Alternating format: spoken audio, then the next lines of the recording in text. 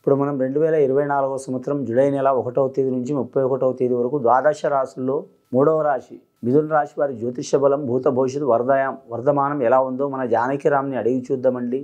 వారి జాతక బలం ఎలా ఉందో మిథున రాశి వారి జాతక బలం చూడు. జానకి దశ యోగం బలం చదువు విద్య వ్యాపారం తలించిన కార్యం అనుకున్న కోరిక చేసే పనిది అడవపడ్డ యోగం ఎలా ఉంది చూడు ఆ చిలకం.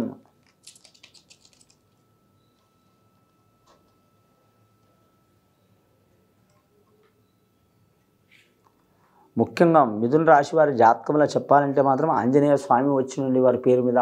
కానీ మాత్రం సంజీవిని పర్వతం ఎత్తుకొస్తున్న ఆంజనేయ స్వామి వచ్చిండు, సంజీవుడు వచ్చిండు. అలాగే వారి జాతకంలో గురు రాఘవేంద్ర స్వామి వచ్చిండు, మంత్రాలయం రాఘవేంద్ర స్వామి. వారి జాతకంలో చూడాలంటే మాత్రం పాండురంగ స్వామి వచ్చిండు, విజయవాడ కనకదుర్గమ్మ వచ్చింది. అమ్మలగన్న అమ్మదయ ఉంటే అన్నీ ఉన్నట్టే అన్నట్టు. అలాగే వారి జాతకానికి సత్యంగల దేవుడు సత్యనారాయణ స్వామి వచ్చిండు, లక్ష్మీదేవత వచ్చింది. కానీ మాత్రం వారి జాతకానికి చూడాలంటే సబ్కా మాలిక్ ఏకై అన్నట్టు షిరిడి సాయిబాబా వచ్చిండు, సర్వదేవతలు వచ్చినండి వారి జాతక బలానికి. మిథున రాశి వారు మాత్రం ముఖ్యంగా వారికి గ్రహస్థితులు చూడాలంటే మాత్రం కానీ వారికి 6 గ్రహాలు అనుకూలంగా ఉన్నాయండి, 3 గ్రహాలు అనుకూలంగా లేవు. ఆదాయం ఖర్చు సరి సమానం ఉంటుంది. కుడి చేతిలో ధనం వస్తుంది, ఎడమ చేతిలో ఖర్చు అవుతూనే ఉంటుంది. వారి కాడ ధనం లేకపోయినా ఉన్నదని అనుకుంటారు, తినకపోయినా తిన్నట్టే కనిపిస్తారు, లేకున్నా ఉన్నట్టే కనిపిస్తారు. అందరూ మనవారే అనుకుంటారు. కానీ మాత్రం నమ్మి మోసపోయే అవకాశం ఉంటుంది. కానీ వ్యాపారస్తులకు మాత్రం తిరుగు ఉండదండి వారి జాతక బలానికి. ధనయోగ బలం చాలా వరకు మంచి యోగ బలం ఉంది.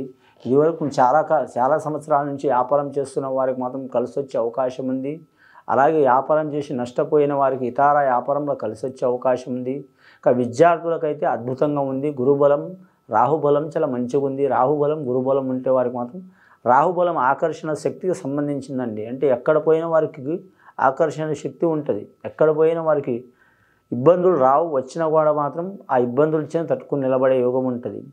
వీరి జాతకంలో రెండవది గురుగ్రహం అనుకూలత ఉన్నది. గురుగ్రహం అనుకూలత ఉన్నందువలన వీరి జాతక బలానికి విద్యాపరంగా, అలాగే వైద్యపరంగా, ఆరోగ్యపరంగా, కుటుంబపరంగా, ధనపరంగా, సంతానపరంగా, వివాహపరంగా, అలాగే మాత్రం కళారంగంలో కలిసి వచ్చే అవకాశం ఉంటుంది వీరి జాతక బలానికి. విద్యార్థులకు మాత్రం ఖచ్చితంగా మాత్రం 100% మంచి ఫలితాలు వచ్చే అవకాశాలు ఉన్నాయండి. మరి జాతక బలానికి కలిసి వచ్చే అవకాశాలు ఉన్నాయి. ఎక్కడ పోయిన వారి గౌరవం లభించే అవకాశం ఉంది. ముఖ్యంగా వీరికి ఏముందంటే మాత్రం నవమ స్థానంలో శని ఉంది. ఈ శని దోషం ఉండవలన మాత్రం నవమ స్థానంలో శని ఉంది, 9వ స్థానంలో శని ఉంది. దాని మూలంగా వీరికి విరోధాలు ఎక్కువచ్చే అవకాశాలు ఉన్నాయి. ప్రాణమిత్ర వైషమ్యాలు వస్తాయి. ప్రాణమిత్ర వైషమ్యాలు అంటే చాలా నష్టం కావటం కాదు, కానీ మనస్పర్ధాలు ఎక్కువ వస్తాయి. కక్కలేరు మింగలేరు అటువంటి పరిస్థితి వచ్చే అవకాశం ఉంది. స్త్రీలకైనా పురుషులకైనా ఆ ఒక్కటి తప్పించి చాలా వరకు శుభయోగ బలం ఉన్నది వీరి జాతక బలానికి. ఇక రాజకీయ నాయకులకైతే తిరుగులేదు వారి జాతక బలానికి. ముఖ్యంగా రాహుగ్రహం, అలాగే గురుగ్రహం, అలాగే వీరి పేరు మీద చూడాలంటే మాత్రం వీరి జాతక బలానికి కేతుగ్రహం చాలా వరకు అనుకూల బలం ఉంది. శుక్రగ్రహం, ఈ 4 గ్రహాలు అనుకూల బలంలో ఉన్నది కాబట్టి రాజకీయ నాయకులకు మాత్రం తిరుగు ఉండదు. పట్టిందల్లా బంగారం ఉంటుంది వారి జాతక బలానికి. కానీ మాత్రం రాష్ట్రపరంగా, దేశపరంగా, నియోజకపరంగా, అలాగే మాత్రం జిల్లా పరంగా చాలా వరకు మంచి ఫలితాలు కలిసి వచ్చే అవకాశాలు ఉంటాయి. ఇక వీరి జాతక బలంలో చూడాలంటే మాత్రం ముఖ్యంగా వివాహం విషయంలో మాత్రం ఏమైనా చికాకులు ఉన్నవారు తప్పకుండా సంసిపోయే అవకాశం ఉన్నదండి వీరి పేరు మీద. ఇక స్త్రీలకు భార్య భర్తలతో గొడవలు చికాకులు ఉన్నవారు ఆ బాధలు తీరిపోయే అవకాశాలు ఉన్నాయి. పర్సనల్ లైఫ్లో ఇబ్బందులు ఏమైనా ఉంటే అవి తొలగిపోయే అవకాశం ఉందండి. పర్సనల్ లైఫ్ అంటే చాలా వరకు అవి చెప్పుకొని ఉంటాయి. కొన్ని సంసారానికి సంబంధించి ఉంటాయి, కొన్ని వివాహానికి సంబంధించినవి ఉంటాయి, కొన్ని సంతానానికి సంబంధించినవి ఉంటుంది, కొన్ని ప్రేమ వ్యవహారాలకు సంబంధించి ఉంటుంది. అసలు పర్సనల్ ఒకరికి చెప్పకూడని ఏమైనా ఇబ్బందులు ఉంటే తప్పకుండా తొలగిపోయే అవకాశం ఉందండి మిథున రాశి వారి జాతక బలంలో. అలాగే వ్యవసాయ విషయంలో మాత్రం కలిసి వస్తుంది వారి జాతక బలానికి. శని బలం బాగలేదు కాబట్టి కొద్దిగా ఇబ్బందులు పడే అవకాశం ఉంది. సర్వదేవతలు వచ్చినండి. ఆంజనేయ స్వామి, కనకదుర్గమ్మ, పాండురంగ స్వామి, రాఘవేంద్ర స్వామి, షిరిడి సాయిబాబా, లక్ష్మీదేవత, సత్యంగల దేవుడు సత్యనారాయణ స్వామి. కానీ మాత్రం వివాహ విషయంలో, గృహ విషయంలో ఏమైనా ఇబ్బందులు ఉన్నవారు సత్యనారాయణ స్వామిని దర్శించడం, పూజ చేయటం చాలా వరకు మంచిది. లేదైనా మాత్రం ఏదైనా ఆలయంలో మాత్రం పౌర్ణమి రోజు సత్యనారాయణ స్వామి వ్రతం చేయటం చాలా వరకు మంచిది. శక్తి ఉన్నవారు సొంతంగా చేసుకోవచ్చు. శక్తి లేని వారు మాత్రం సామూహిక సత్యనారాయణ స్వామి వ్రతం చేసుకోవడం చాలా వరకు మంచిది. కానీ మాత్రం ధనపరంగా ఇబ్బందులు ఉన్న వారికి మాత్రం లక్ష్మీదేవత అనుగ్రహం కలిసే అవకాశం ఉంది. శుక్రవారం నియమం పాటించాలి. స్త్రీలనే కాదు పురుషులైనా సరే మాత్రం లక్ష్మీదేవతని ఆరాధన చేయాలి, చాలా వరకు మంచిది.